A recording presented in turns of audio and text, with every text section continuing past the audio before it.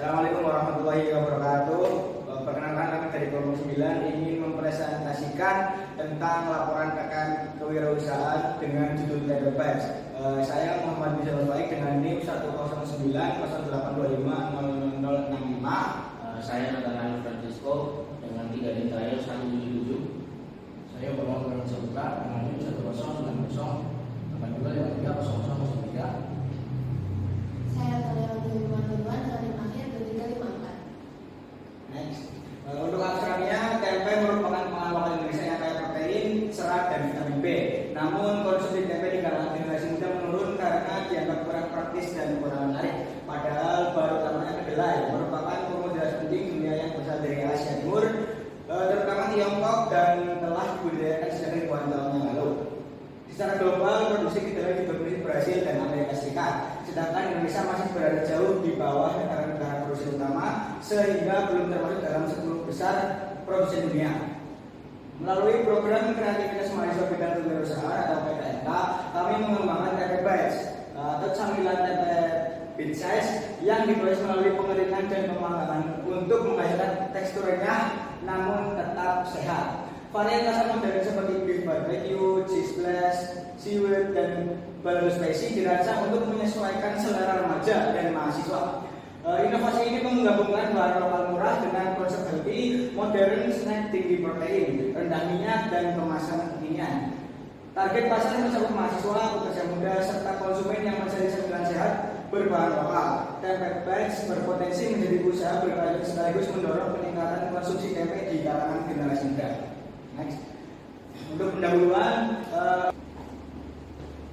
nah untuk latar belakangnya, jadi kita di sini memilih bahan utamanya tempe karena tinggi protein, mengandung serat, dan mengandung vitamin B. Nah, tetapi di kalangan generasi muda, tempe itu kayak terkenal makanan terlalu tradisional, terlalu kuno. Jadi kita di sini menjadikan tempe itu lebih kayak terlihat modern. Jadi kita menggunakan varietas yang lebih modern seperti barbecue dan yang lainnya. Dan kita di sini membuat ukurannya itu kecil-kecil yang bisa sekali suap ya. Nah seperti itu. Gagasan kewirausahaan. Penerapan pembuatan tempe bites, sebuah inovasi camilan tempe bites yang renyah, rendah minyak, dan tinggi protein. Tempe bites juga memiliki berbagai rasa modern. Inovasi ini tidak hanya menambah rasa, tetapi juga membuat tempe segar menjadi makanan kering yang renyah tanpa menggorengnya dengan minyak jenuh. Untuk mencapai tekstur crispy yang diinginkan, tempe bites menggunakan metode kombinasi pengeringan dan pemanggangan bersuhu terkontrol. Dengan meningkatkan efisiensi proses dan kualitas gizi produk akhir, tujuan dari ini adalah untuk menyediakan camilan sehat berbasis pangan lokal. Kemudahan intake yang diadopsi, tempe bites menerapkan teknologi di proses pangan yang menggunakan penggunaan minyak dan memaksimalkan retensi nutrisi. Secara spesifik, intake yang digunakan adalah teknik dehidrasi dan pemanggangan terkontrol. Seperti pada gambar yang terlampir, teknik dehidrasi dan pemanggangan terkontrol secara vitamin menghilangkan kadar air tempe dengan alat pengiring atau dehidrator atau oven yang terkontrol suhu presisi.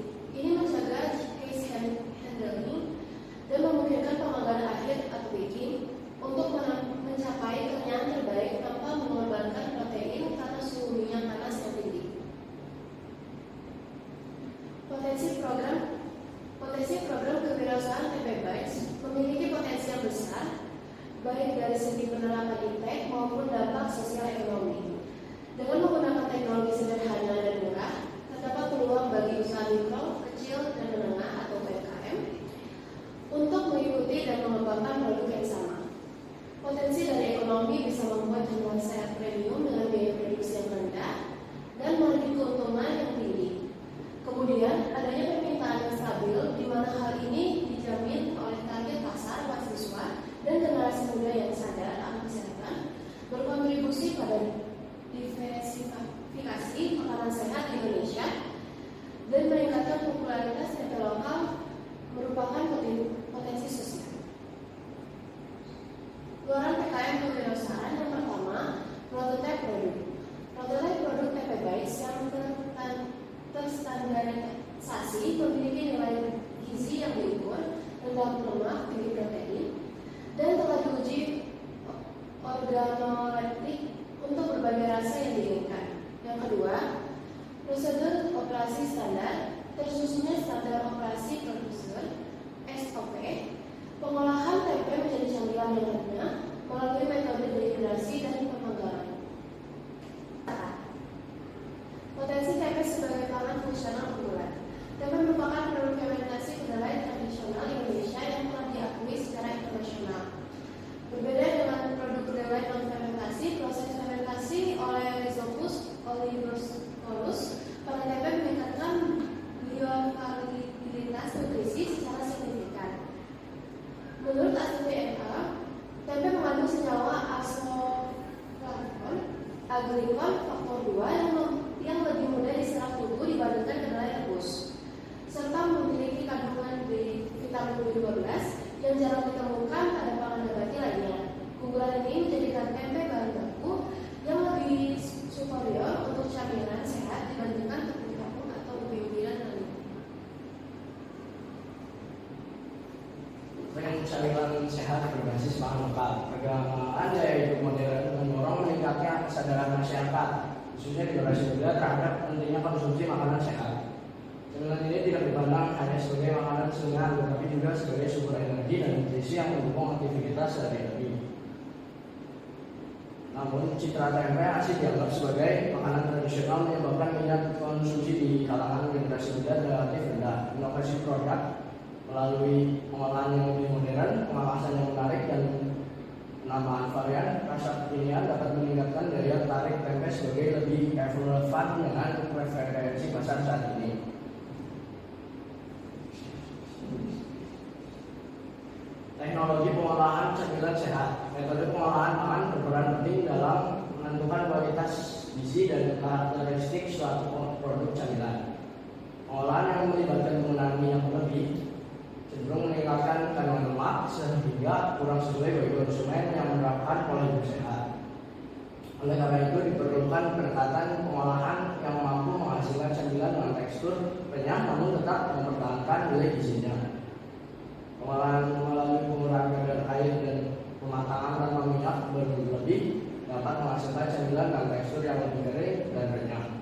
Dengan demikian, camilan yang dihasilkan menjadi lebih sehat, praktis dikonsumsi, dan memiliki daya simpan yang lebih baik sehingga sesuai dengan kebutuhan konsumen modern yang mengutamakan kesehatan dan praktisan. Selanjutnya, referensi varian rasa modern. Penerimaan konsumen terhadap produk camilan sangat dipengaruhi oleh persepsi sensoris, terutama rasa dan aroma. Generasi ini milenial dan Gen Z cenderung menyukai profil rasa yang intens seperti savory atau gurih, spicy atau pedas, dan rasa internasional. Inovasi rasa seperti beef barbecue, cheese, dan seaweed atau rumput laut pada tempe bites bertujuan untuk meningkatkan palatabilitas produk di mata konsumen muda tanpa mengalihkan identitas asli tempe. Selanjutnya, konsep cemilan sehat dan teknik pengolahan. Cemilan sehat didefinisikan sebagai makanan selingan yang memiliki densitas nutrisi tinggi namun rendah lemak jenuh. Pengolahan tanpa penggorengan atau non-fried teknologi seperti dehidrasi dan penanganan pemanggangan atau baking menjadi solusi untuk menghasilkan tekstur renyah yang tahan lama dengan kadar minyak minimal. Metode ini menjaga integritas protein kedelai dan mencegah pembentukan asam lemak trans yang berbahaya bagi kesehatan. Selanjutnya ada tahap pelaksanaan. Untuk produksinya kita akan melakukan survei terlebih dahulu ya untuk unsur bahan baku di area sekitar Purwokerto. Jadi kita mencari kedelai yang padat, kemudian ada juga jamur yang atau fermentasinya yang bagus gitu.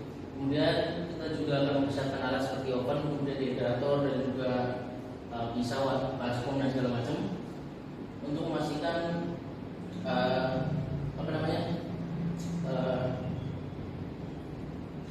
bahan baku akan diolah dengan baik. Nah, untuk proses produksinya yang pertama kita akan memotong tempe itu terlebih dahulu berukuran 1,5 ke 1,5 jadi berbentuk kubus. Tujuannya itu untuk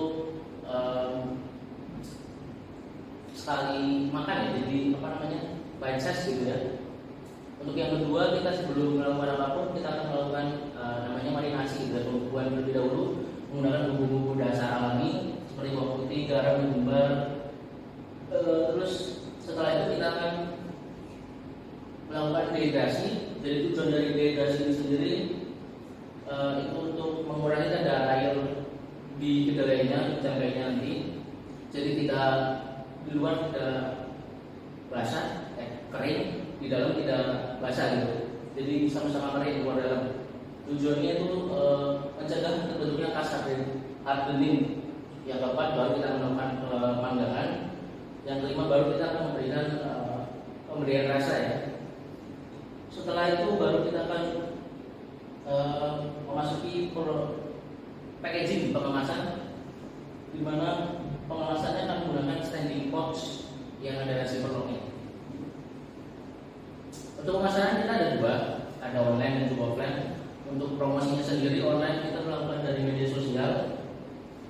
Untuk penjualannya kita menggunakan platform seperti e-commerce. Untuk offline-nya sendiri kita akan melakukan penitipan ke kantin kampus dan juga di mana tempat anak-anak muda biasanya nongkrong. Di sini coffee shop ya. Jadi kita melakukan penitipan, kita melakukan negosiasi di sana. Setelah itu kita akan melakukan evaluasi kegiatan. Jadi kita tidak hanya tinggal diam ya.